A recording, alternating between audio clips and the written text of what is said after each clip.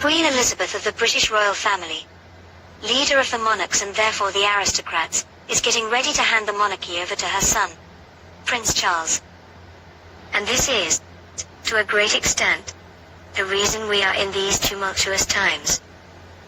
Listen, as Prince Charles discusses his military plan to subjugate all of us, and understand that virtually everything evil in this world, from the Nazi scourge of World War II, the Bolsheviks, and all socialist movements, to the present push to murder 90% of the Protestant Western world, through vaccines and the wholesale destruction of critical US energy and food infrastructure under the false guise of so-called sustainable development, can be traced back to the crown.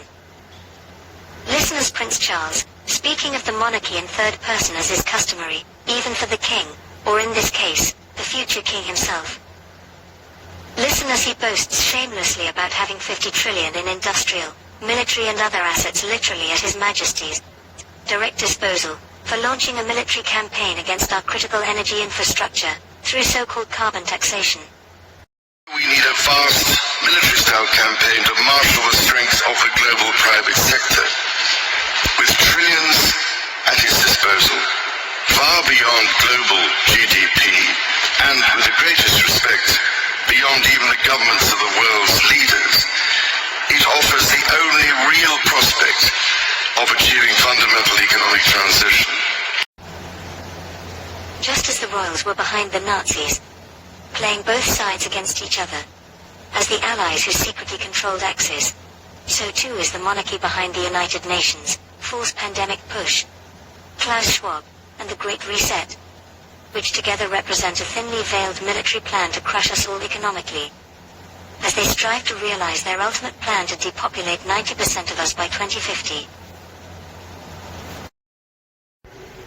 Founded by aristocrat and former SS stormtrooper Kurt Waldheim.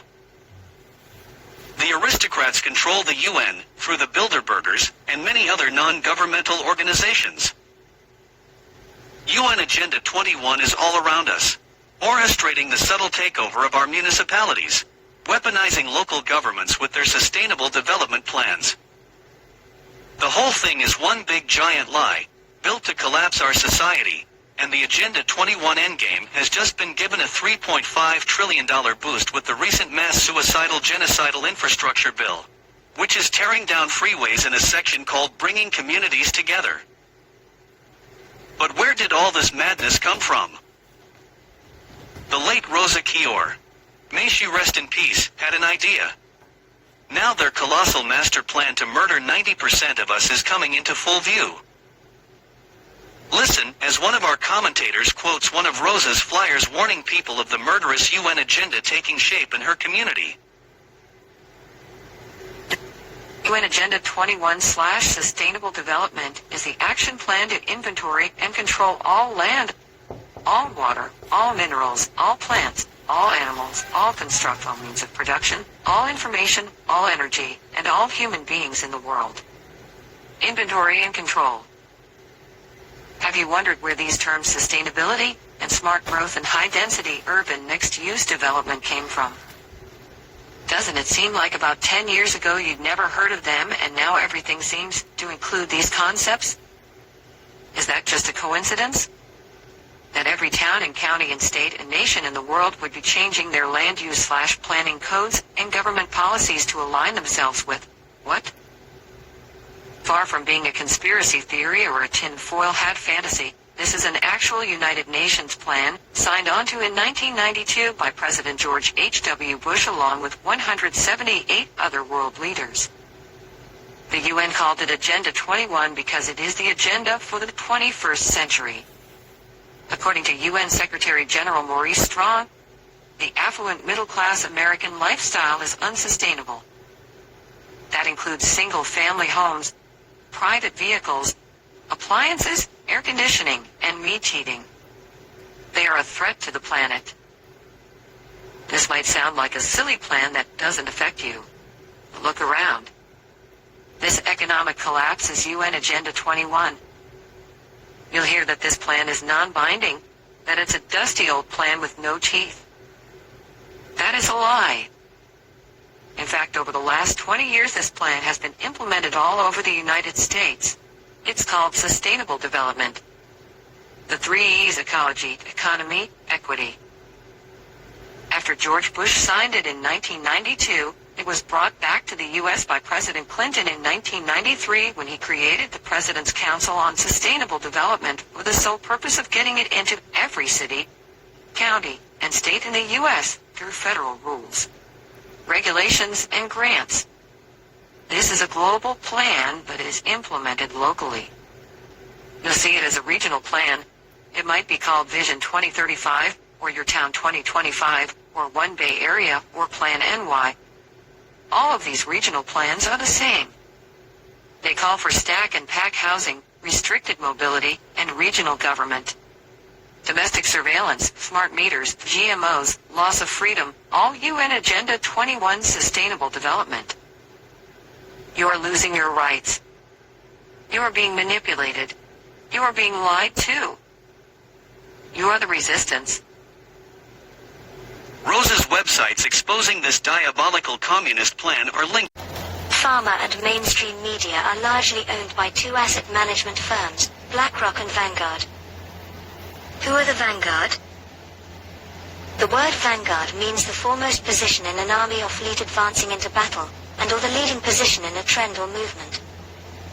Both are fitting descriptions of this global behemoth, owned by globalists pushing for a great reset, the core of which is the transfer of wealth and ownership from the hands of the many into the hands of the very few.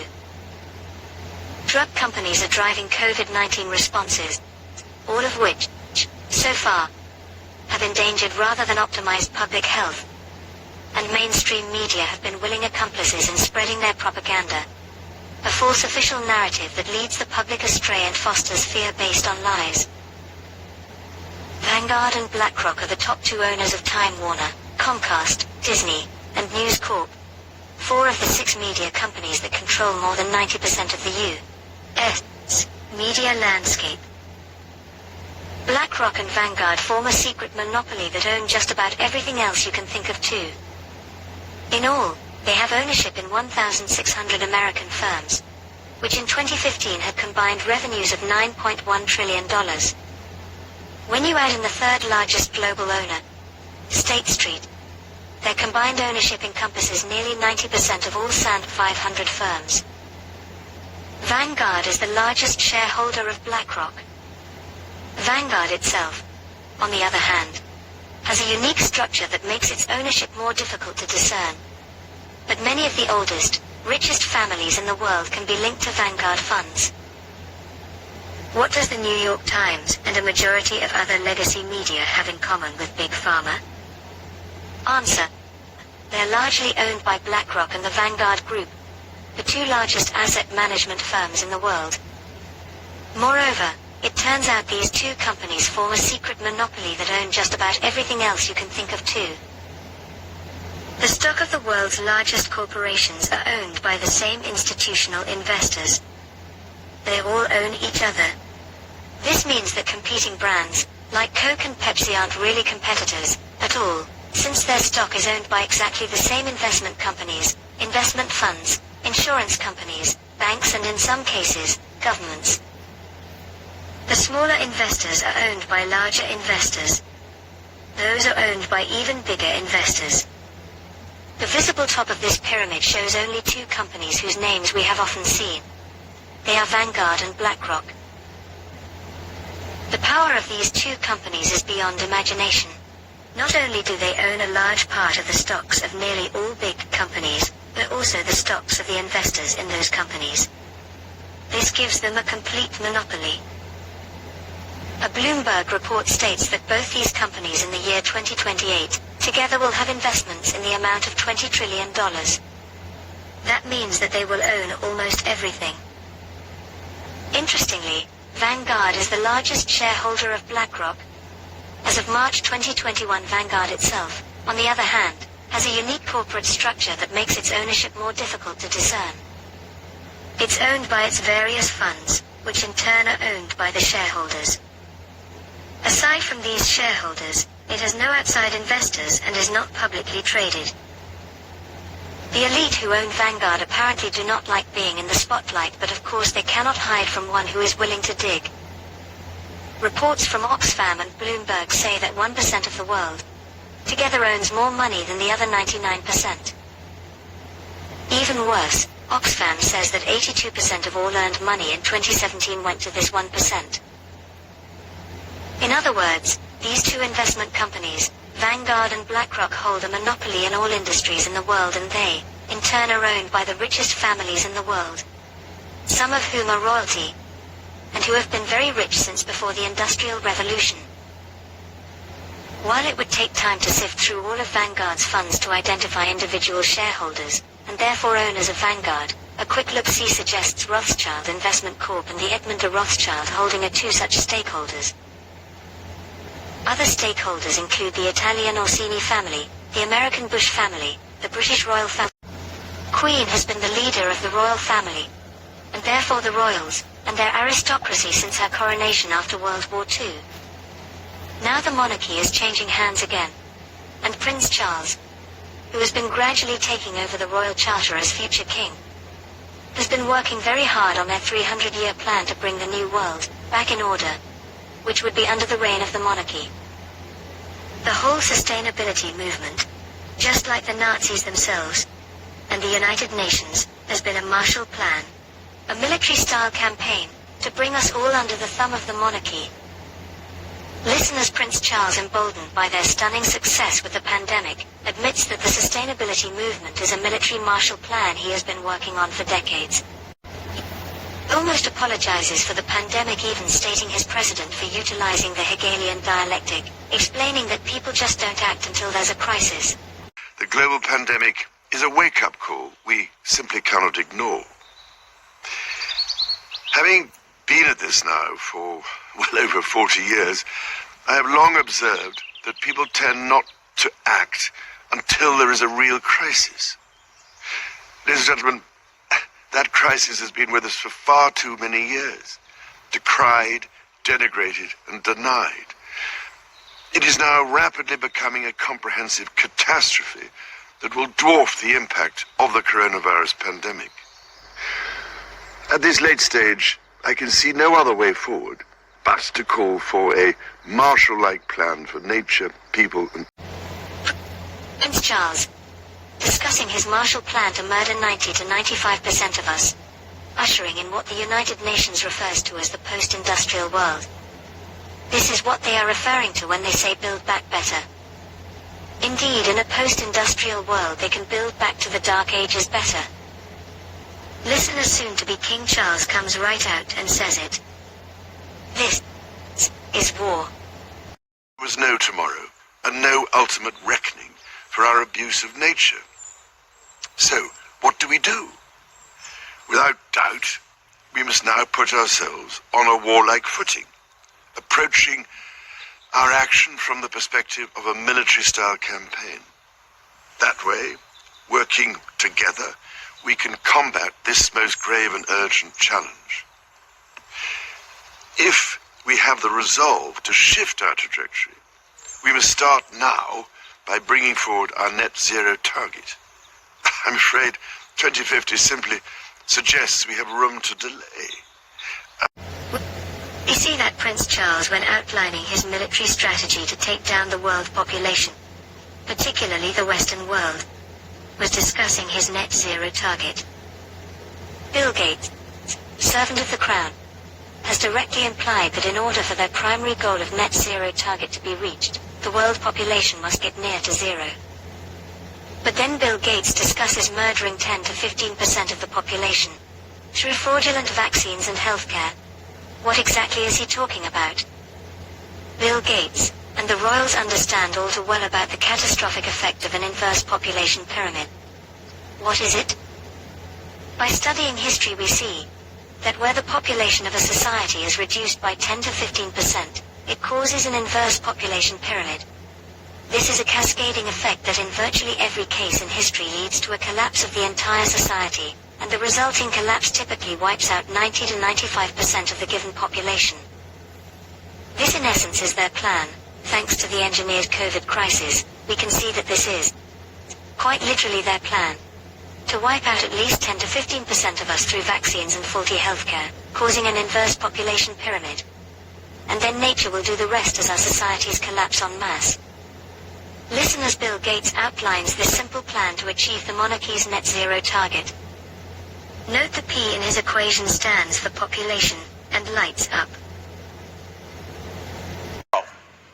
It's been constantly going up. It's only various economic changes that have even flattened it at all. So we have to go from rapidly rising to falling and falling all the way to zero. This equation has four factors, a little bit of multiplication. So you've got a thing on the left, CO2, that you want to get to zero, and that's going to be based on the number of people, the services each person's using on average, the energy on average for each service, and the CO2 being put out per unit of energy. So let's look at each one of these and see how we can get this down to zero. Probably one of these numbers is going to have to get pretty near to zero. Now that's back from high school algebra, but let's take a look. First, we've got population. The world today has 6.8 billion people. That's headed up to about 9 billion. Now, if we do a really great job on new vaccines, healthcare, reproductive health services, we could lower that by perhaps 10 or 15%. Little kids. Something to worry about with medicines. That is, might some of them have side effects? Do we need safety testing? I mean, and we're taking things that are, genetically modified organisms, and we're injecting them in little kids' arms. We just shoot them right into the vein. Genetically modified organisms, and we're injecting them in little kids' arms. We just shoot them right into the vein. So, yeah, I think maybe we should have a safety system where we, do trials and test things out. Yeah, I think maybe we should have a safety system. Yeah, I think maybe we should have a safety system. Treatments, and then the final solution, which is a year to 2 years off, is the vaccine. So we've got to go full speed ahead on. Indian doctors blame Bill Gates' vaccine campaigns for a devastating vaccine strain polio epidemic that paralyzed 496,000 children between 2000 and 2017. In 2017, the Indian government evicted Gates and his cronies from the NAB for these heinous crimes against humanity. As a Nuremberg violator, Bill Gates must be arrested and tried in a court of law for crimes against humanity. In 2017, the World Health Organization reluctantly admitted that the global polio explosion is predominantly vaccine strain, meaning it is coming from Gates' vaccine program. Now Bill Gates wants to destroy an entire generation of Americans with his COVID vaccines? This lunatic must be stopped. Watch this criminal speaking in his own words, and now this bucket of scum has his bloodthirsty eyes on American children. It is time to try and hang this bastard of royalty for Nuremberg violations, which are high crimes. Little kids. Something to worry about with medicines. That is, might some of them have side effects? Do we need safety testing? I mean, and we're taking things that are, genetically modified organisms, and we're injecting them in little kids' arms. We just shoot them right into the vein. Genetically modified organisms, and we're injecting them in little kids' arms. We just shoot them right into the vein. So, yeah, I think maybe we should have a safety system where we, do trials and test things out. Yeah, I think maybe we should have a safety system. Yeah, I think maybe we should have a safety system. The coronavirus has been traced to the British Crown. The Purbright Institute, UK, has been awarded 11 US patents, including coronavirus US Pat. Number 10,130,701. Purbright Institute is controlled by the Queen's Golden Share. Purbright's controllers track back to British Serco and Sir Geoffrey E. Patty, Chairman Marconi and the British Intellectual Property Institute. Outrageously, British Serco today runs the US Patent Office, Proof Below, US FEMA and websites for US. For example, IBM Eclipse Foundation or racketeering. Senior Executive Service, SES, hijacked the Internet. Serco used its control of the US Patent Office to issue its British bio company a patent on the coronavirus in record time. That's pure fraud. The Queen's company, the Purbright Institute, holds US patent number 10,130,701 on coronavirus. Purbright tracks back to Serco, which has the contract with the US Patent Office to award its own patent application.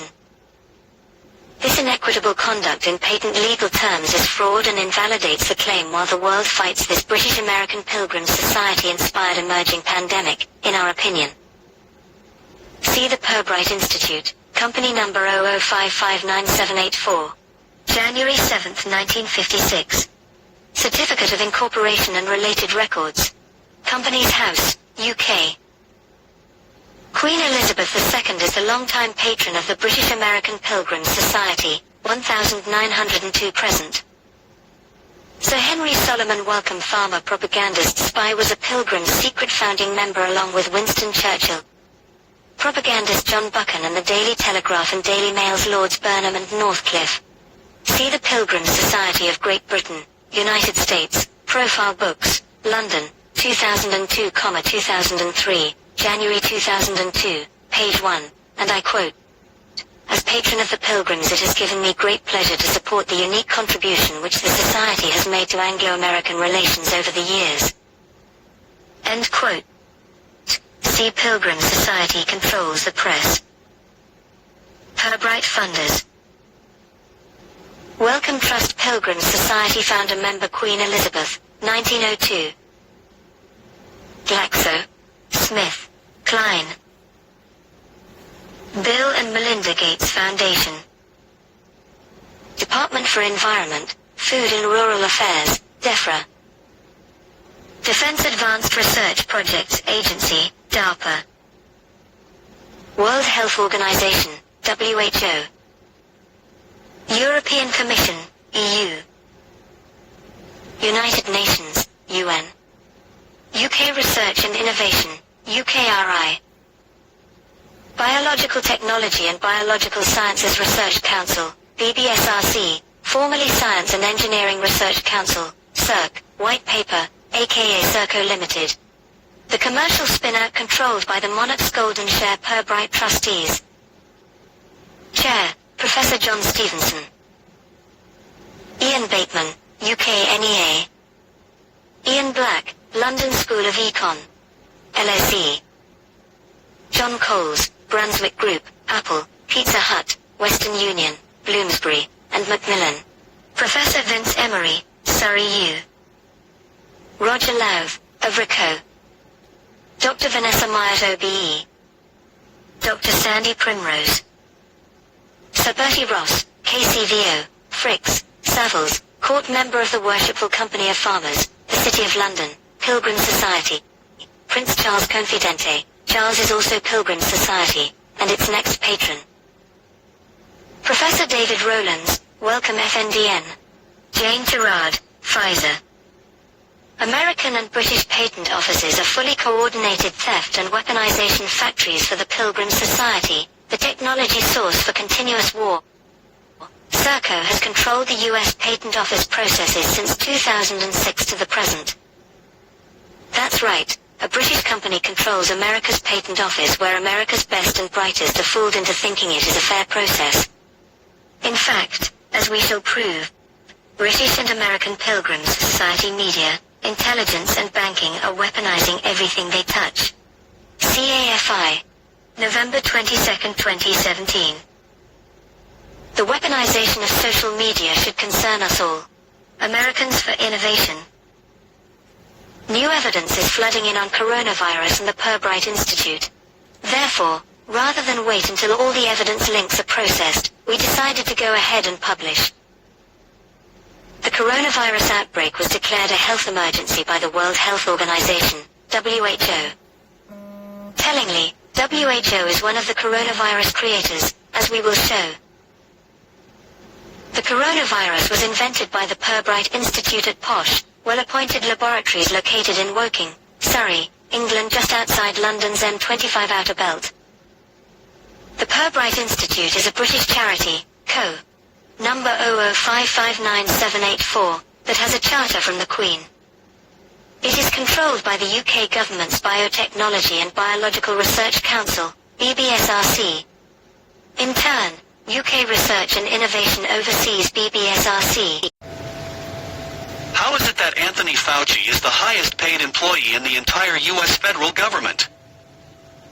This extraordinary fact about Fauci's position at the NIH could only be true by way of the sheer power and overwhelming influence exerted by German Big Pharma. Which means that it was Big Pharma who installed Fauci the fearmonger as the godfather of America's infamous medical mafia. How else could Fauci have kept his high position at the National Institutes of Health unless the powers that be behind the reigning medical tyranny propped him up for 37 years as the director of the National Institute of Allergy and Infectious Diseases? What in the world is this highly unscrupulous 80-year-old corruptocrat doing holding the most powerful position in public health? Clearly, Tony Fauci was installed at the NIH 53 years ago in order to prepare him for his pivotal role in the greatest medical criminal conspiracy in U.S. history. The unfolding American genocide involving the virus that came out of a lab in China which he funded, and the consequential, emergency use production of COVID-19 vaccines whose authorization he directly oversaw, as well as the nefarious administration of these extremely dangerous and often deadly COVID-19 injections. And it is Fauci who has deliberately deceived the American people at every major turn of COVID events, especially about the transparently hazardous vaccines. And to think he did all of this having exported proprietary U.S. bioweapons technology to the Chinese Communist Party, including funding the BSL-4 bioweapons laboratory in Wuhan that produced COVID-19 in the first place, which we now know to be a gain-of-function bioweapon. Dr. Anthony Fauci and the National Institute of Allergy and Infectious Diseases have been involved with medical experimentation on foster children for many years. Dr. Fauci and the National Institute of Allergy and Infectious Diseases' use of foster children in developing an HIV vaccine, much of which was uncovered by the work of investigative journalist Liam Sheff, and his research published in the book, The House That AIDS Built. There was even a congressional hearing where the government admitted to these unconscionable human experiments. The federal government asserts that it was perfectly legal for medical researchers to use foster children as lab rats to develop drugs once the state takes custody of a child away from the parents, and the child becomes a ward of the state. Medical researchers no longer need parental approval to conduct medical research, and they can also bill the U.S. government directly to fund this research, usually using Medicaid, even if the drugs being used are experimental and have not yet been approved by the FDA. The U.S. federal government has mandated drug research with children. The need for children to participate in drug company research is high, and the temptation to overstep parental rights to force children to participate is great. Researchers publicly admit using money and other rewards to obtain participation of children in their drug trials. The federal government asserts that it was perfectly legal for medical researchers to use foster children as lab rats to develop drugs. Since publishing this article back in 2015, much more information has come to surface, especially in light of the COVID pandemic of 2020. It appears the chickens have come home to roost. Now this renegade group of researchers led by Fauci seeks to turn us all into their lab rats with their experimental vaccine mandates, despite the fact that subjects have no recourse, because the manufacturers have been granted total immunity against liability from the same federal government. The same group of people who have been involved in HIV/AIDS research to develop an HIV vaccine, a vaccine which has never come to market, are the same group of people now working with the U.S. government to develop a COVID vaccine, at the behest of Fauci. The public has a right to know more about Fauci's past research to develop an HIV vaccine, and how they experimented on children who were legally kidnapped from their families for research purposes, as well as the live aborted fetuses that were used to try and create humanized mice to produce this vaccine. Since this is the same group that has been given hundreds of millions of dollars by the U.S. government to now develop a COVID vaccine.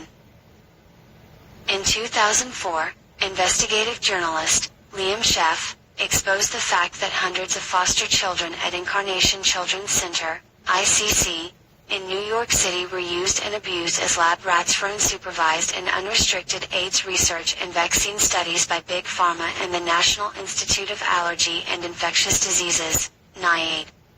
Years later, in separate investigations, 13,878 children were discovered to have been made subject of the same fate during the 1980s and 1990s in 6 other states: Illinois, Louisiana, Maryland, North Carolina, Colorado, and Texas.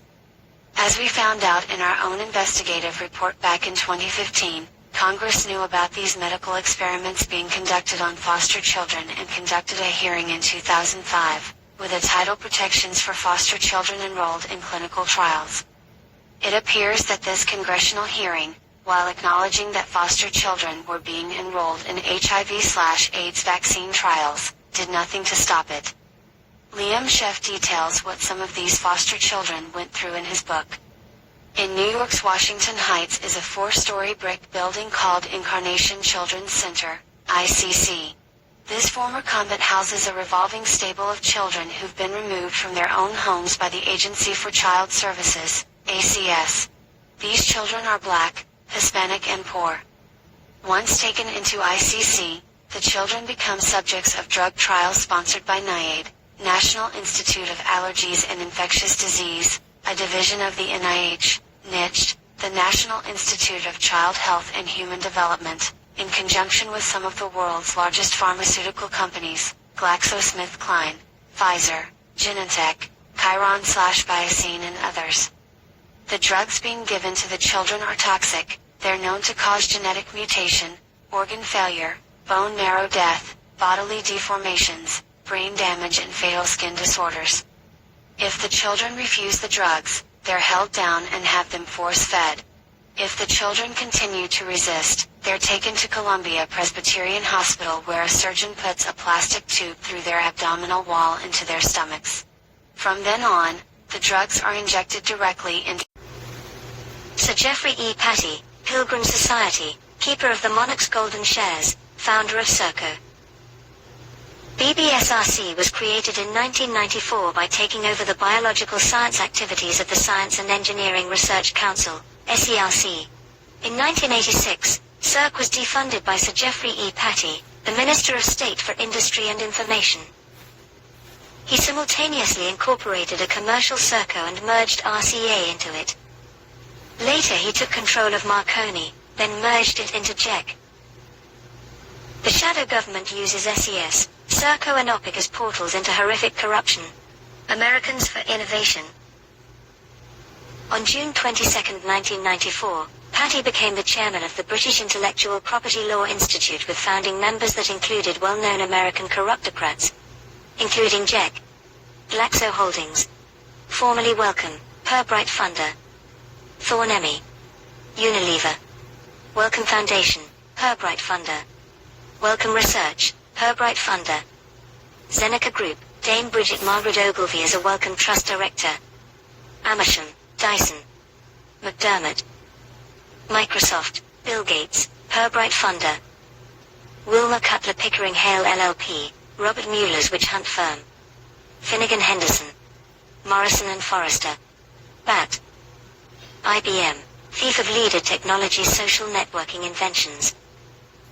The weaponization of social media should concern us all. Our research has tracked the borough's Wellcome and Company involvement with bogus vaccines back to their experiments on 60,000 whites and blacks in British concentration camps during the Second Boer War that was promoted by the disciples of Cecil Rhodes, like Viscount Alfred Milner, Winston Churchill, and John Buchan, among others. All founders of the Pilgrim Society in London, 1902, then New York, 1903. The 200-year information war. The UK-US Pilgrim Society controls the press that directs intelligence, spy lies, to bend words and culture to atheistic social fascism. Americans for Innovation. On July 20, 2005, Sir Geoffrey E. Patty formed Strategic Communications Laboratory PR firm, the parent of Cambridge Analytica and a key antagonist in the Trump-Russia hoaxes. Spygate is directed by the Crown's courtiers in the UK, not by Russia. Americans for Innovation.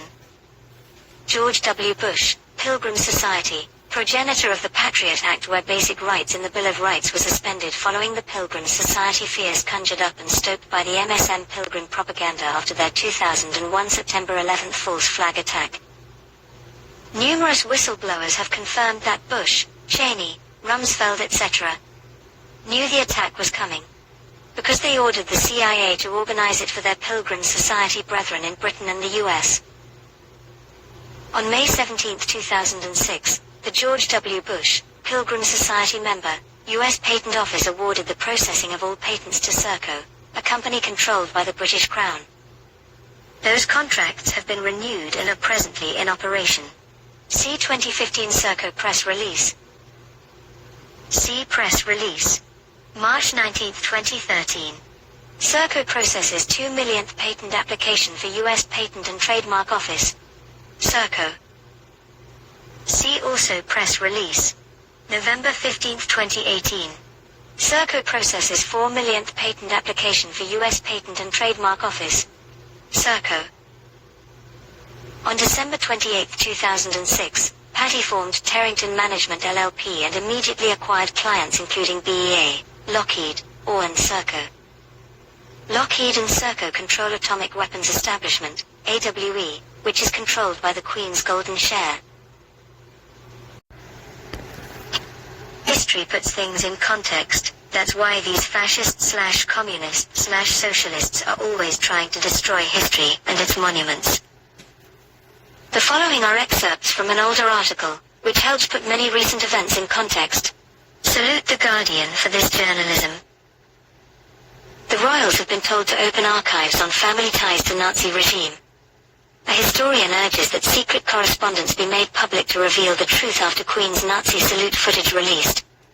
The Duke and Duchess of Windsor meet with Adolf Hitler in Munich in 1937. Buckingham Palace has been urged to disclose documents that would finally reveal the truth about the relationship between the royal family and the Nazi regime of the 1930s. Salute the Sun for daring to go behind royals' closed doors.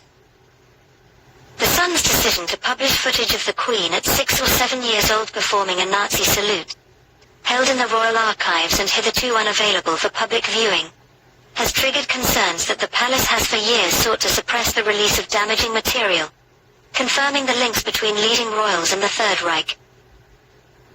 Unlike the National Archives, the Royal Archives, which are known to contain large volumes of correspondence between members of the royal family and Nazi politicians and aristocrats, are not compelled to release material on a regular basis.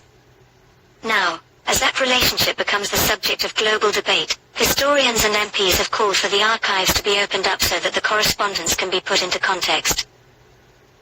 The royal family can't suppress their own history forever, said Karina Orbach of the Institute of Historical Research at the University of London says. This is censorship. Censorship is not a democratic value.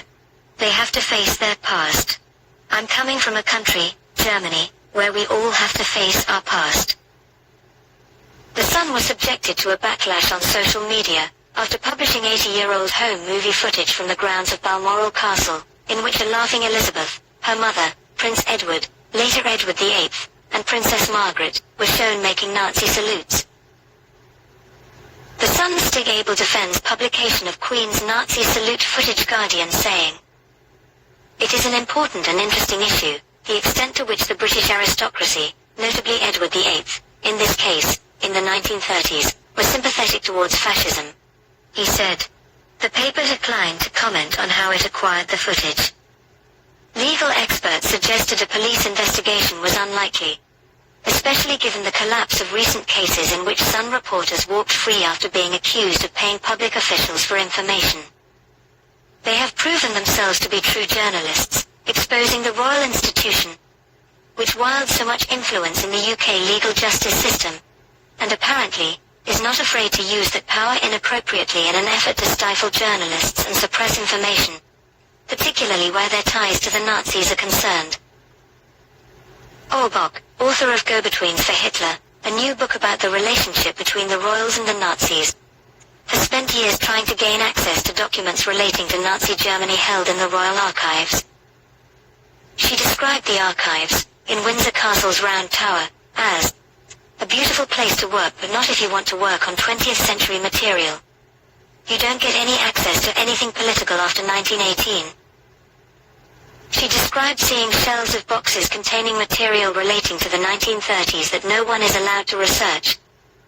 She suggested that much of the archive's interwar material no longer existed. We know that after 45 there was a big cleanup operation, Ulbach said.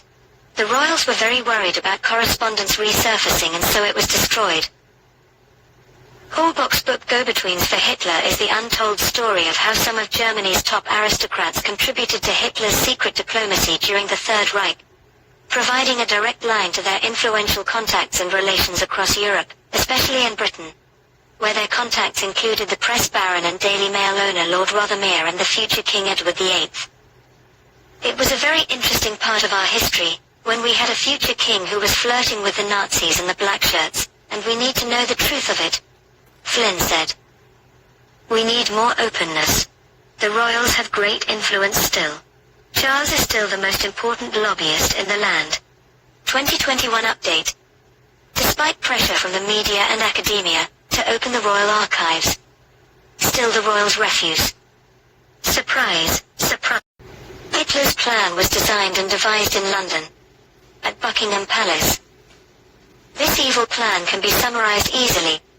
Hitler and the British, Dutch and German royals wanted to amalgamate all the ancient European nations into a single undemocratic superstate. The key to an evil conspiracy is the intent of the secrecy. While some secrets may be benign, why spoil the surprise birthday party by telling? Other secrets, such as suppressing cures for cancer or AIDS or fomenting war, would be considered despicable by people with conscience. Those secrets that cost or ruin lives, that prevent people from living together in harmony and are used for undue control or profit, are unacceptable to most people. Therefore, whoever conspires to keep such secrets must be carefully scrutinized by everyone concerned with individual freedom. This evil plan of Hitler and the royals to combine all the ancient European nations into a single undemocratic superstate was a military plan, but also a financial plan as well. The royals wanted to create an economic empire of Europe. Many aristocrats, barons, princes and dukes from Britain and Germany supported Hitler and even became SS Nazi officers themselves. After the Second World War, many of them put on business suits and became the creators of the European Union.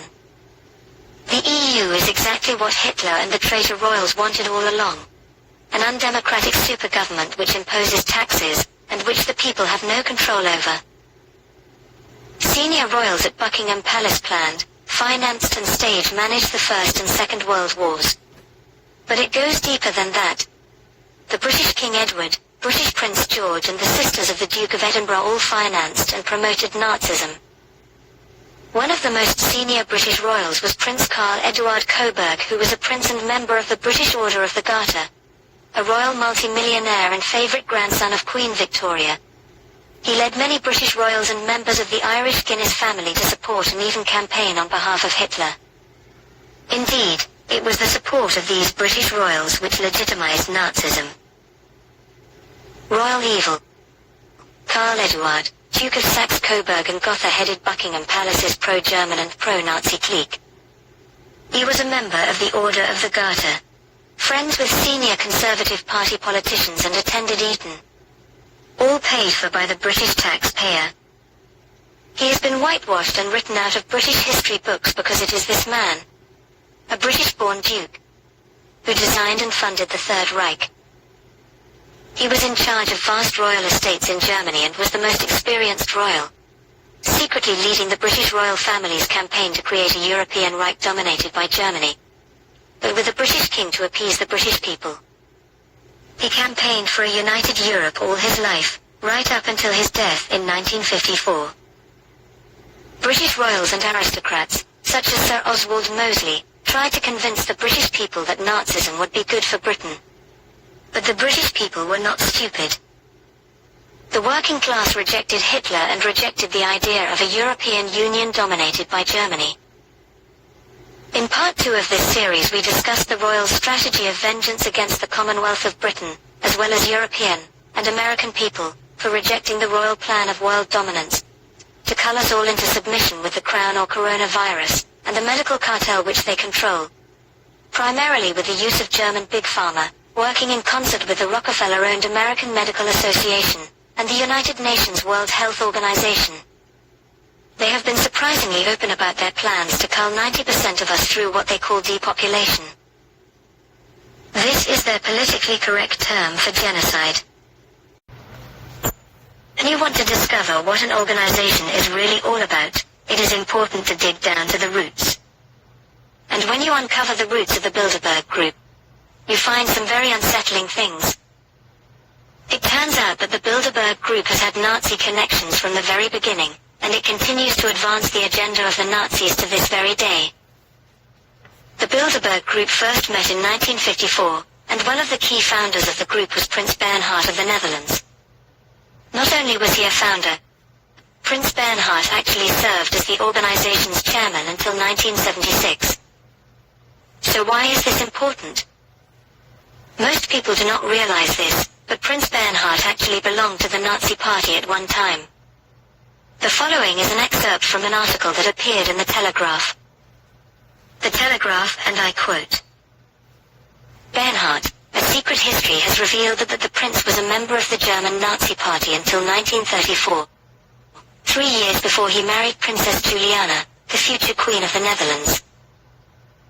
Anniet van der Zijl, a Dutch historian, has found membership documents in Berlin's Humboldt University that prove Prince Bernhard, who studied there, had joined Deutsche Studentenschaft, a National Socialist student fraternity, as well as the Nazi NSDAP and its paramilitary wing, the Sturmabteilung. End quote. He left all the groups on leaving university in December 1934, when he went to work for the German chemical giant, IG Farben. And Prince Bernhard's association with IG Farben also links him to the Nazis.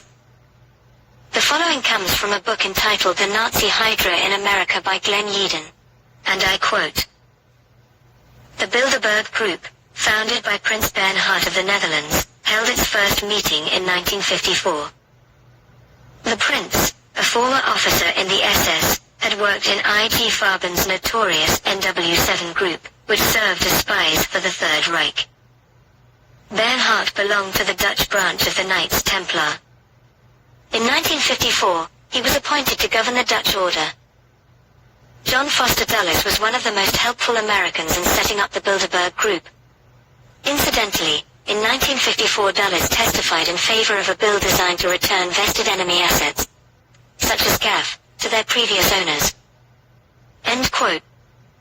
As the quote above just pointed out, Pilgrim Society member John Foster Dulles was instrumental in helping the Bilderberg Group get established. His brother, Alan Dulles, was responsible for Operation Paperclip, which enabled large numbers of Nazi scientists to come into the United States and start working for the US government in various capacities.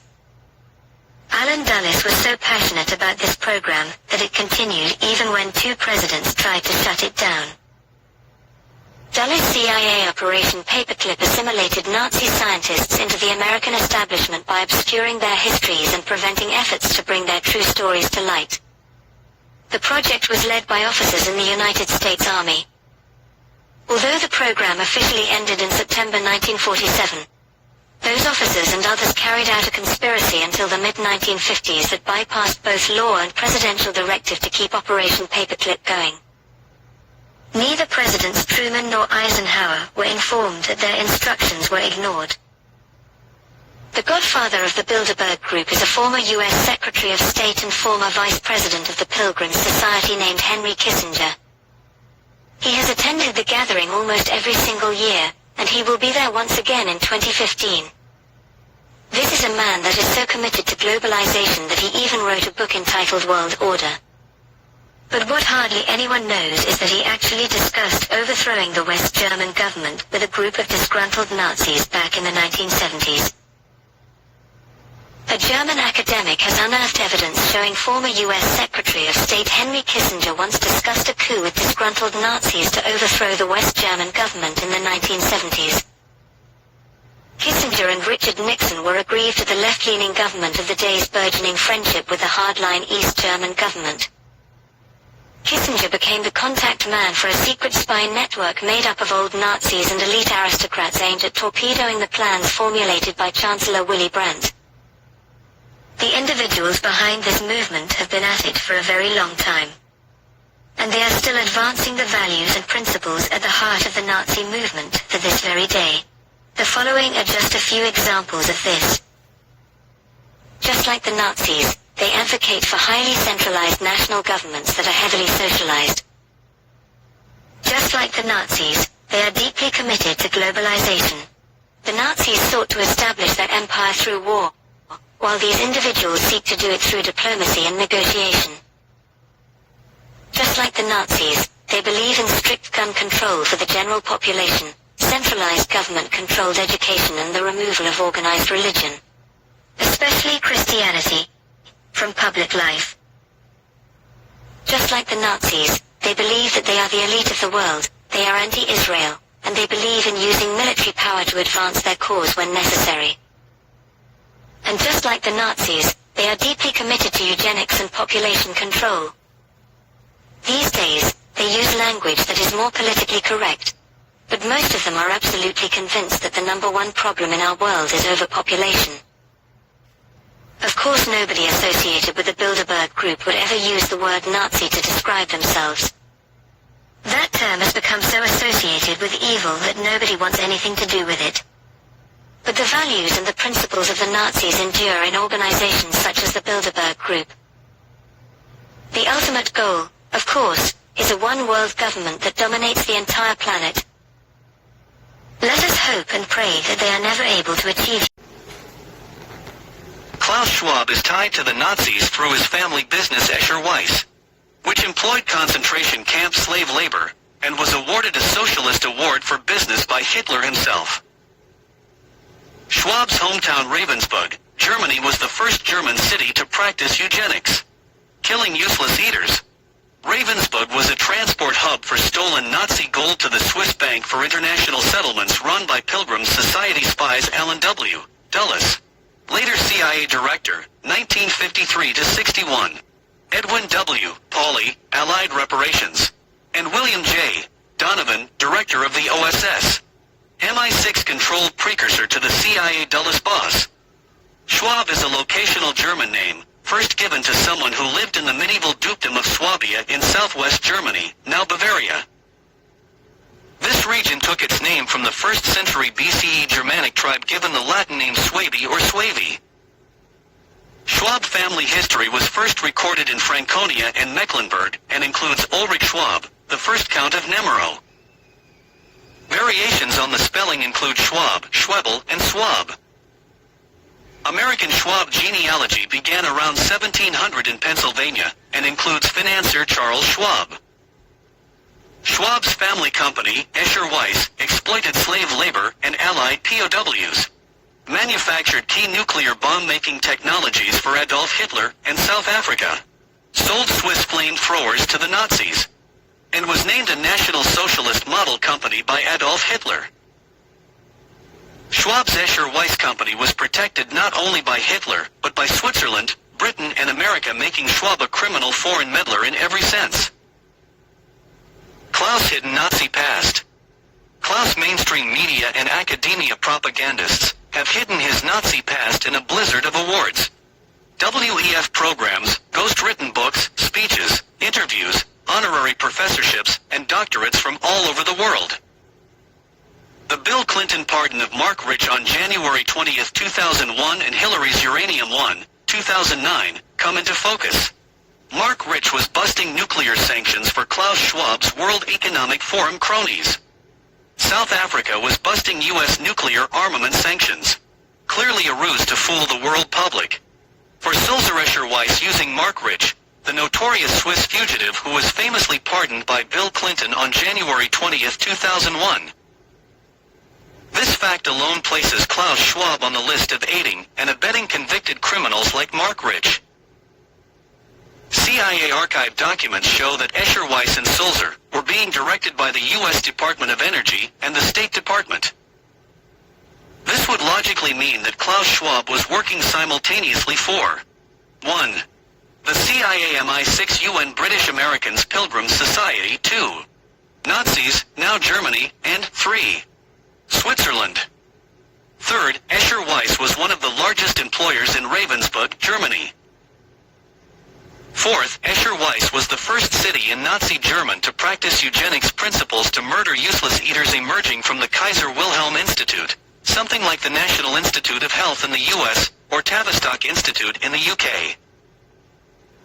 Fifth, contrary to the propaganda stories about Ravensburg's lack of war-making industries, as the reason why the Allies did not bomb the city and its Escher Weiss industry, we discovered many Ravensburg unconfessed sins surrounding the Schwabs and Escher Weiss. Besides parts for ships, airplanes, submarines, and power plants, Escher Weiss brokered flamethrowers built in their Zurich plant and sold to the Nazis. This information comes from the U.S. archives. They also supplied turbines, compressors and propellers for Nazi ships and submarines, as well as gas turbines for powering the war machine, in addition to their nuclear technology. Escher Weiss exploited slave labor. Jewish, Russian, Gypsy, homosexual, Hungarian, Romanian, Polish, as well as Allied POWs. Being a National Socialist's model company, this would certainly have included Dr. Joseph Mengel's biological war crimes. The Angel of Death. Anthony Fauci. An Abyss Viper monarch. Fauci is the great-great-nephew of Swiss monarch, Roger Abyss, the Swiss Commissar of War in the 1800s. See the Abyss Swiss family crest that glorifies a crowned Satan eating a human child and profiting from it in gold, uranium, and other resources, mined by the Abyss offspring in Switzerland and Kyrgyzstan. Source, Klaus Schwab's ETH Zurich University, etc. As a bastard of the Abyss family monarchs, we see that Fauci has direct blood relation to aristocrat Klaus Schwab and his Nazi monarchical family. His professional ties to the British Pilgrim Society most likely is the result of his blood relation to the monarchs. We conclude from our research that the British Pilgrim Society directs Fauci, along with their dutiful banking, science and engineering minions in Switzerland as their staff assistants. Doctors of Death. History teaches us that the British Pilgrim Society has been experimenting with using viral diseases as the secret weapon of the British Empire to subdue their Commonwealth subjects and America, as well as their enemies. See the 200-year information war. The UK-US Pilgrim Society controls the press that directs intelligence to bend words, culture and medicine to atheistic social fascism. British bio-warfare and eugenics grew legs in the late 1800s in the bio-labs of Burroughs Wellcome and Company, now GlaxoSmithKline, the Pirbright Institute. Funded by Gates, Fauci, UN, WHO, the Tavistock Institute and the Wellcome Trust. Those labs. 1. Experimented on the Boers in South Africa in 1899 to 1902 with measles, typhoid and diphtheria. 2. Wireless radiological effects on the human body after the British Admiralty, Post Office and Rothschild stole Nikola Tesla's patents for wireless. See David Sonoff, RCA/NBC. 3. Chemical warfare in World War I. 4. The Spanish flu in 1919. 5. Human experimentation in World War II. 6. Nuclear irradiation. 7. Agent Orange in Vietnam. 8. Rwanda mass murder to hide a CIA takeover of the rare earth mineral mines in the Congo. 9. Kosovo attacks and faked massacres blamed on Orthodox Christians to pave the way for the Muslim migrant hordes. 10. Nanoparticles as bioweapons. 11. 9/11 killings to consolidate Fauci von Darpa's power and 12. GMOs, as well as the diseases listed above. The historical footprints of these satanic monsters led by British Privy Councillors Cecil J. Rhodes, Lord Rothschild, W.T. Stead, including his Chief of Staff, Oracle's Larry Ellison's psychoscience black magic baby daddy Reverend Dr. Hugh Sinclair Moore, and former British Prime Minister Lord Rosebery, Rothschild, are finally becoming evident.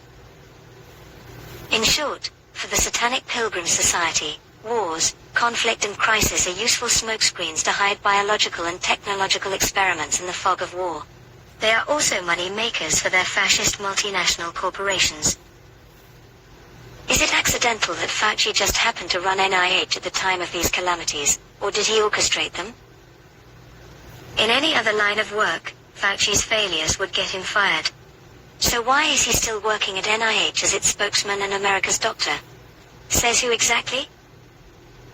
The propaganda media.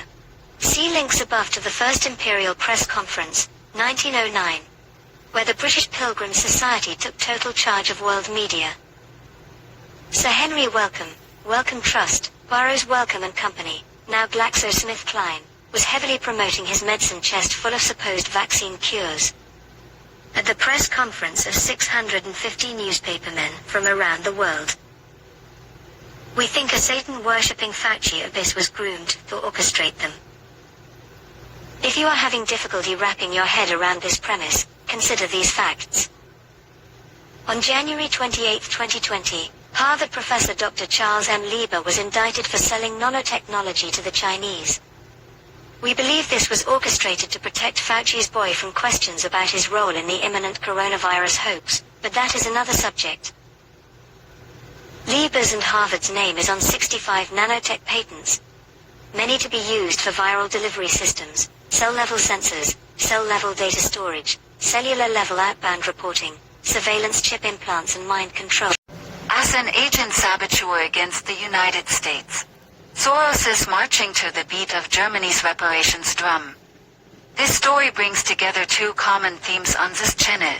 The first being that the divisive, racist idea of offering reparations for colonialism to blacks only for crimes primarily from the century before last hails from Germany. And secondly, that George Soros is a wrecking ball working for the German state. As usual, we see that George Soros follows Germany's lead. Those European interests controlling German politics right now, who are interested in using racial division and immigration to bring the citizens of the European Union to their knees, are behind the very same push to divide the United States along racial lines.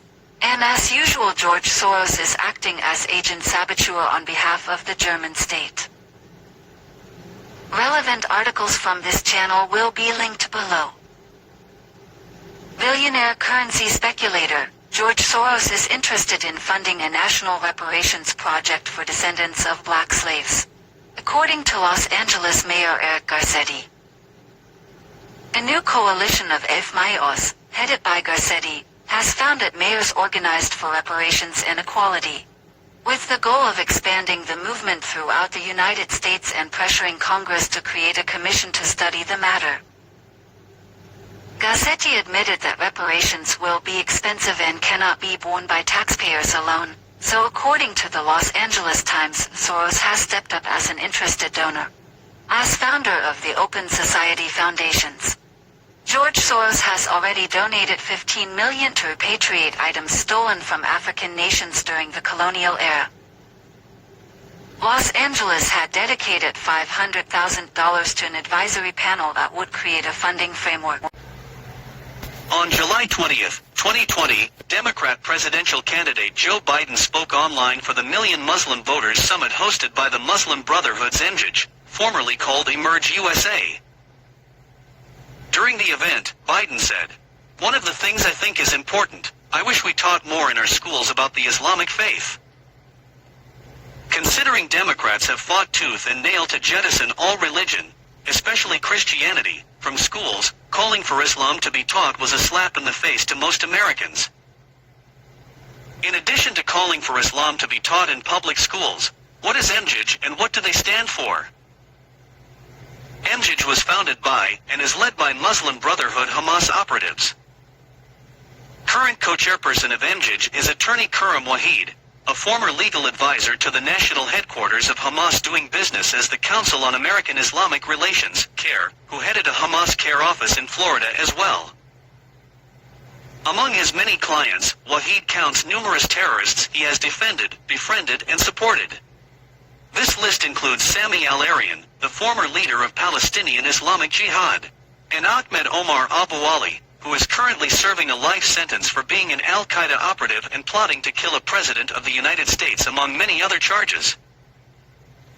Islam's Muslim Brotherhood was founded in Egypt in 1928 by Hassan al-Banna, a 22-year-old Muslim who admired Hitler's hatred of the Jews and persistently wrote to Hitler to express his admiration and his desire for Hitler's Nazi party to collaborate with Islam.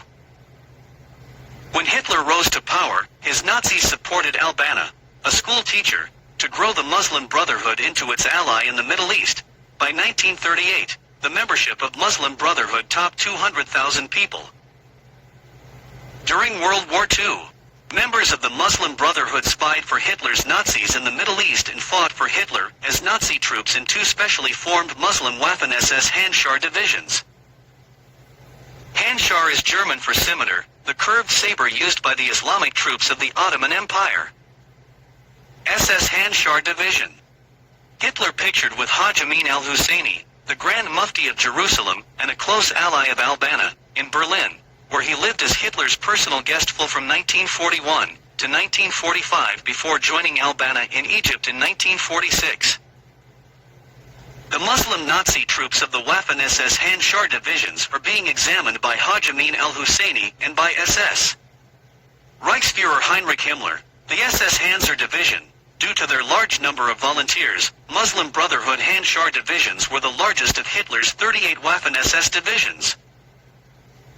After World War II, Muslim Brotherhood continued to grow, supported this time by the West, which saw it as a counterweight to the threat of Soviet-backed communism in the Middle East. By the late 1940s, Muslim Brotherhood numbered 500,000 members. While some of them built schools and medical clinics, the majority continued to engage in violence, including bombings, arsons and murders. In 1948, members of the Muslim Brotherhood assassinated the Egyptian Prime Minister Mahmoud Fahmy al-Nakrashi, and have been fundamental in the formation and support of every major Islamic terrorist organization starting with Yasser Arafat. 20 years after al-Qaeda attacked the United States, a plot hatched in Afghanistan now, thanks to Biden's withdrawal. Its Muslim Brotherhood loyalists hold senior positions in the Taliban's new transitional government. There is one name that stands out: Haqqani. That is because the Haqqani network is the primary liaison between the Taliban and al-Qaeda.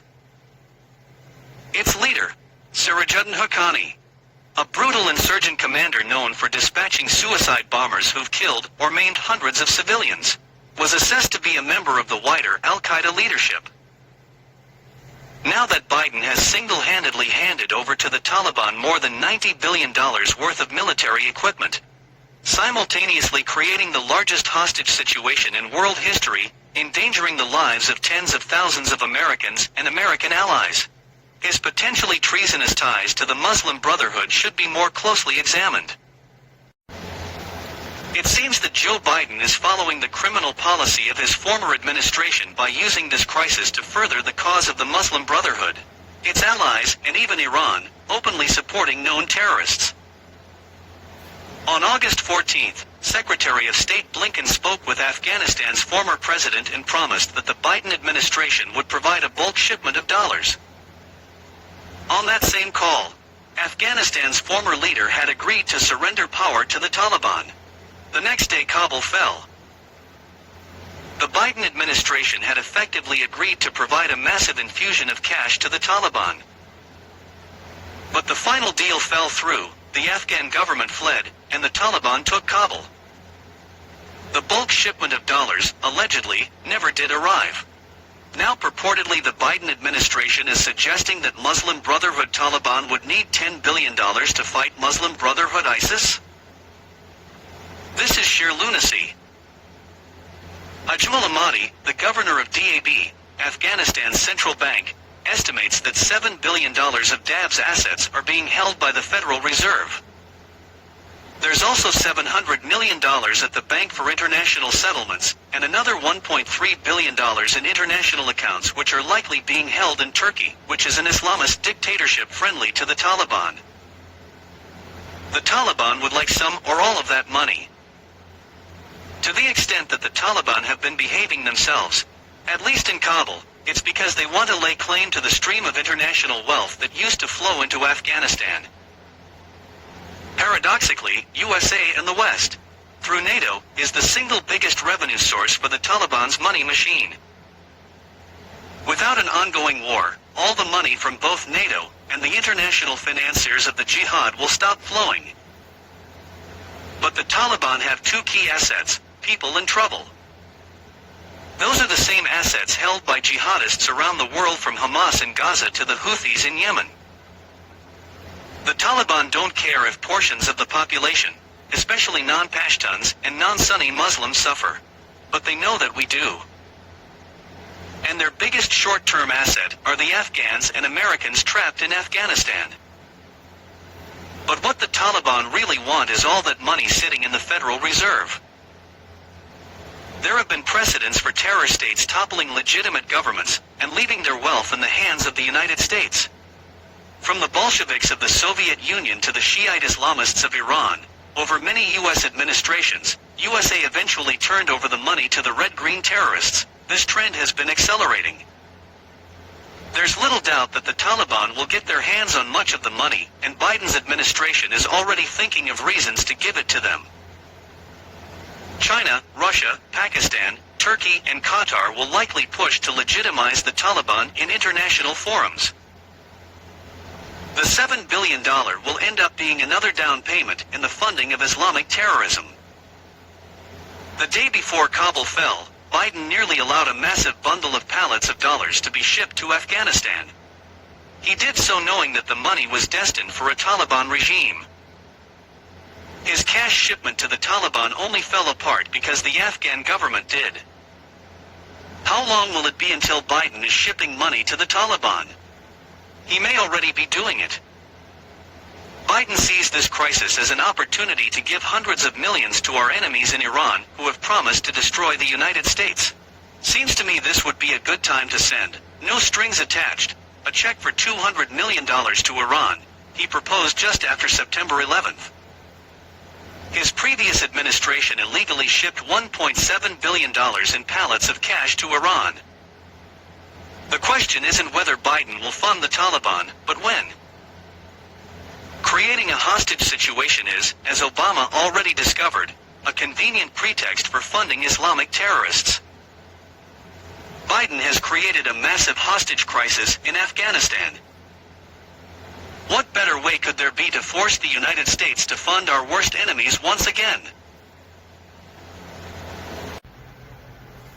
Since 2006 under Merkel, Germany has led Europe in what is generally referred to as the Merkel Plan, and what Merkel herself refers to as open-door policy. This idea seeks to make a legal reality the idea that a country can exist without national borders. This is related to the communist fallacy that a human being can exist without owning physical possessions. 100 million people died in the 20th century proving this was a lie. And when implemented, no border policy causes chaos, death, and destruction on a similar scale. The Merkel Plan was finally begrudgingly halted in Germany by Angela Merkel in 2018 after most of the EU abandoned it. Too late, unfortunately, to prevent the delicate fabric of civilized society in Europe from being irrevocably torn. For example, in Sweden, where gang rape and murder perpetrated by so-called immigrants is now commonplace, in cities where violent crimes were previously virtually unheard of. Now the rejected policies that Germany thrust on Europe, the policies that almost destroyed and may yet destroy the once safe and peaceful societies of Europe, are now being thrust on our country. To destroy our peaceful societies in the same manner. This plan to open our borders being implemented right now should rightfully be referred to as the Merkel Plan. But if it almost destroyed Europe, then why is it being implemented in the United States? The reason is simple: the billionaire responsible for making sure that the rest of the world follows Germany's lead. The man whose wealth came from his adoptive SS father foreclosing on Jews during the Third Reich. As admitted by George Soros himself on video in a 60-minute interview, linked in the description, has over 200 organizations in United States dedicated to destroying the United States Republic from within. George Soros is working as a foreign agent for the German state to undermine our Constitution. Because he is an American citizen, this constitutes treason. Germany is implementing the Merkel plan here, the same way they did in the rest of Europe, through their operative George Soros. This is a small list of just some of the organizations he is most obviously using to implement the failed Merkel plan for open borders in the United States, originally funded with Nazi money stolen from the Jews of Germany. Group 1. Immigrant Legal Resource Center. This group claims to have helped gain amnesty for some 3 million illegal aliens in the U.S., and was part of the sanctuary movement which sought to grant asylum to refugees from the failed communist states of Central America. Group 2. Immigrant Workers Citizenship Project. This open borders organization advocates mass immigration to the U.S. Group 3. Immigration Advocates Network. This alliance of immigrant rights groups seeks to increase access to justice for low-income immigrants and strengthen the capacity of organizations serving them. Group 4. Human Rights First. This group supports open borders and the rights of illegal aliens, charges that the Patriot Act severely erodes American civil liberties, has filed amicus curiae briefs on behalf of terror suspect Jose Padilla, and deplores the Guantanamo Bay detention facilities. Group 5. Immigrant Defense Project. To advance the cause of illegal immigrants, the IDP provides immigration law backup support and counseling to New York defense attorneys and others who represent or assist immigrants in criminal justice and immigration systems, as well as to immigrants themselves. Group 6. Human Rights Watch. This group directs a disproportionate share of its criticism at the United States and Israel. It opposes the death penalty in all cases, and supports open borders and amnesty for illegal aliens. Group 7. ILAM. This anti-Israel NGO seeks to develop and empower the Arab media, and to give voice to Palestinian issues. Group 8. Immigration Policy Center. IPC is an advocate of open borders and contends that the massive influx of illegal immigrants into America is due to U.S. government policy, since the broken immigration system spurs unauthorized immigration in the first place.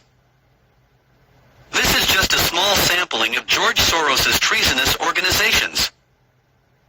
A list of over 400 organizations linked to George Soros and his Open Society Foundations is linked in the description. The July 17, 1917 proclamation proves that House of Windsor name was fabricated and assumed by the UK and Canadian monarchy to conceal their German lineage. Name and titles. The Windsor name never existed before. World War I abolished German Saxe-Coburg and Gotha dynasty and created a new and fake false identity to defraud the UK and Canadian people. Canada and the UK's monarchy forever forfeited by law. Queen Elizabeth II's monarchy is forever forfeited. It can be argued that Canada and the UK has no queen. Elizabeth II was, and I quote, made forever incapable to inherit, possess, or enjoy the crown and government of this realm, and Ireland, and the dominions thereunto belonging or any part of the same, or to have use or exercise any regal power, authority, or jurisdiction within the same, and in all and every such case and cases the people of these realms shall be and are thereby absolved of their allegiance. End quote. And arguably, when Elizabeth II reconciled to the See and the Church of Rome, and professed the Catholic faith at her own coronation, arguably, on June 2, 1953, in violation of Act of Settlement law. Minutes after swearing to uphold the laws of the UK and Canada, and defend the Church of England faith, she broke her oath, and the law by publicly professing, and I believe one Catholic and Apostolic Church, then accepted the ring of kingly dignity, and the seal of Catholic faith. Evidence of this forfeiture due to Elizabeth's gross violation of law is provided in the transcript of Elizabeth II coronation pictured and linked below. Pfizer received no funding from Operation Warp Speed for the development, clinical trial or manufacture of the vaccine. Its partner, BioNTech, did receive government money from Germany. BioNTech is credited for contributing the messenger RNA technology, which prompts the body to make a key protein from the virus, creating an immune response. The biotechnology company already had a history of working with Pfizer on influenza vaccines, and in March they clinched a deal to co-develop a shot to prevent against COVID-19 at research sites both in the US and Germany. The two companies began human testing of the vaccine in April, before the existence of Operation Warp Speed was revealed publicly. Berlin gave $445 million to the German company in a September agreement to help accelerate the vaccine by building out manufacturing and development capacity in its home market. What the US did, meanwhile, was commit to buying hundreds of millions of vaccines in advance to ensure Americans were among the first in line as it clinched an emergency use authorization. Not to be confused with approval from the FDA. The Trump administration agreed in July to pay almost $2 billion for 100 million doses, with an option to acquire as many as 500 million more, once that clearance comes.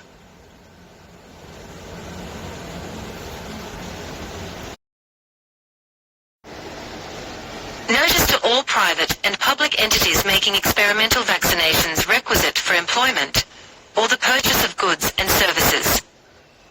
Be warned.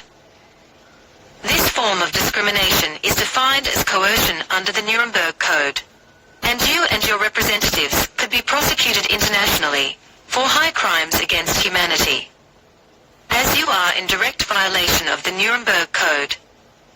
The judgment by the War Crimes Tribunal at Nuremberg laid down 10 standards to which physicians must conform when carrying out experiments on human subjects in a new code that is now accepted worldwide. This judgment established a new standard of ethical medical behavior for the post-World War I human rights era. Amongst other requirements, this document enunciates the requirement of voluntary informed consent of the human subject. The principle of voluntary informed consent protects the right of the individual to control his own body. This code also recognizes that the risk must be weighed against the expected benefit, and that unnecessary pain and suffering must be avoided. This code recognizes that doctors should avoid actions that injure human patients. The principles established by this code for medical practice now have been extended into general codes of medical ethics. The Nuremberg Code, 1947, Permissible Medical Experiments. The great weight of the evidence before us to effect that certain types of medical experiments on human beings, when kept within reasonably well-defined bounds, conform to the ethics of the medical profession generally. The protagonists of the practice of human experimentation justify their views on the basis that such experiments yield results for the good of society that are unprocurable by other methods or means of study. All agree, however, that certain basic principles must be observed in order to satisfy moral, ethical, and legal concepts. The voluntary consent of the human subject is absolutely essential. This means that the person involved should have legal capacity to give consent, should be so situated as to be able to exercise free power of choice without the intervention of any element of force, fraud, deceit, duress, overreaching, or other ulterior form of constraint or coercion, and should have sufficient knowledge and comprehension of the elements of the subject matter involved as to enable him to make an understanding and enlightened decision. This latter element requires that before the acceptance of an affirmative decision by the experimental subject there should be made known to him the nature, duration, and purpose of the experiment, the method and means by which it is to be conducted, all inconveniences and hazards reasonably to be expected, and the effects upon his health or person which may possibly come from his participation in the experiment. The duty and responsibility for ascertaining the quality of the consent rests upon each individual who initiates, directs, or engages in the experiment. It is a personal duty and responsibility which may not be delegated to another with impunity. The experiment should be such as to yield fruitful results for the good of society, unprocurable by other methods or means of study, and not random and unnecessary in nature.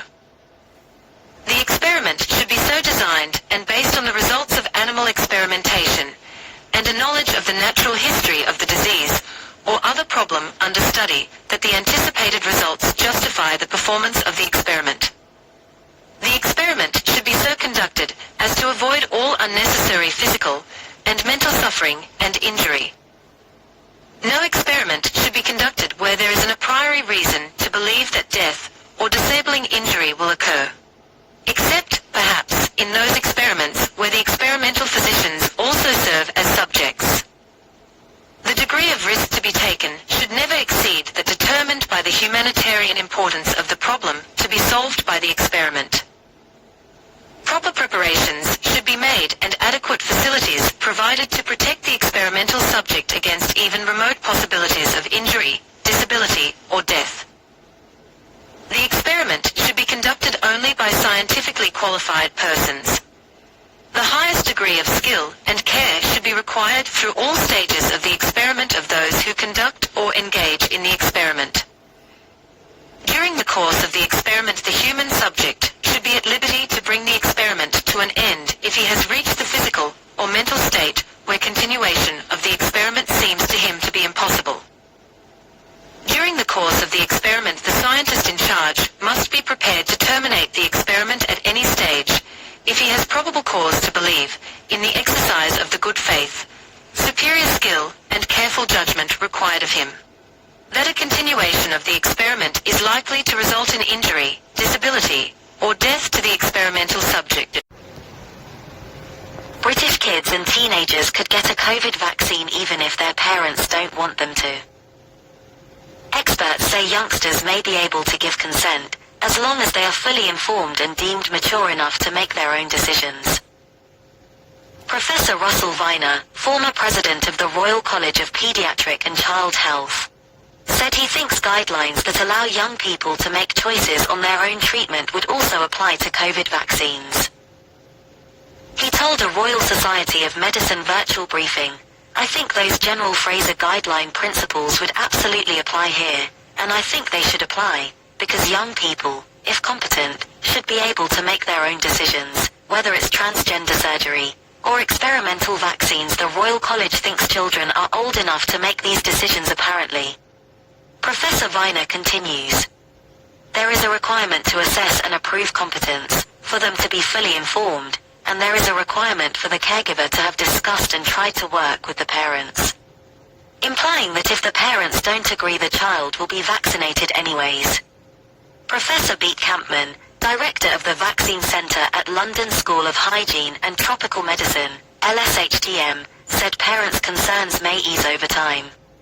She told the briefing, "We have more and more people who are engaging in vaccines. What is the law on children making decisions on their treatment?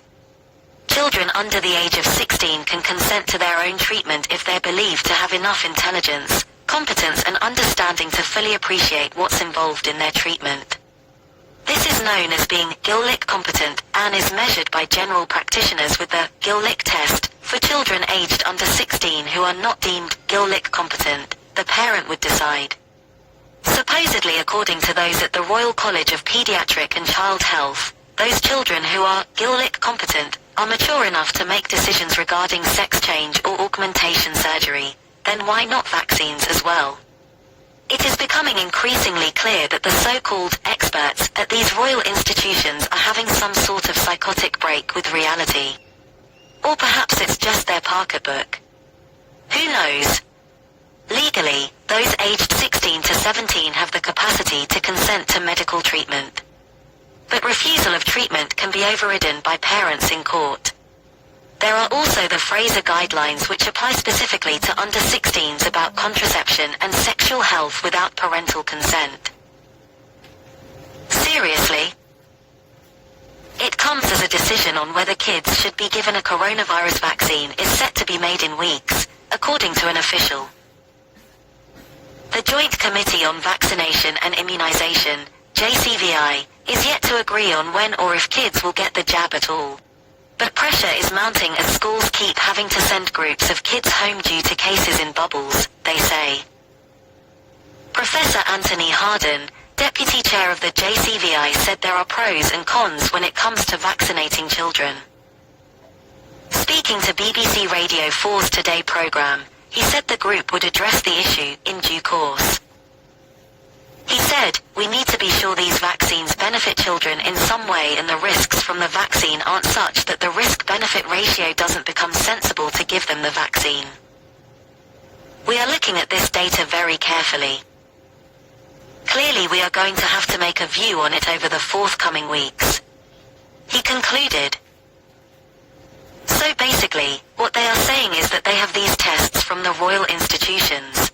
Namely, the Gillick and Fraser tests they can give kids who are under 16, and if they pass, it means they are mature enough for a sex change without mom's permission.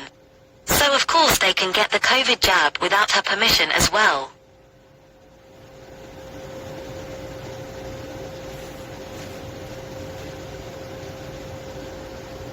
The global pandemic is a wake-up call we simply cannot ignore. Having been at this now for well over 40 years, I have long observed that people tend not to act until there is a real crisis. Ladies and gentlemen, that crisis has been with us for far too many years, decried, denigrated, and denied. It is now rapidly becoming a comprehensive catastrophe that will dwarf the impact of the coronavirus pandemic. At this late stage, I can see no other way forward but to call for a Marshall-like plan for nature, people, and... We need a vast military-style campaign to marshal the strength of the global private sector, with trillions at its disposal, far beyond global GDP, and with the greatest respect, beyond even the governments of the world's leaders. It offers the only real prospect of achieving fundamental economic transition.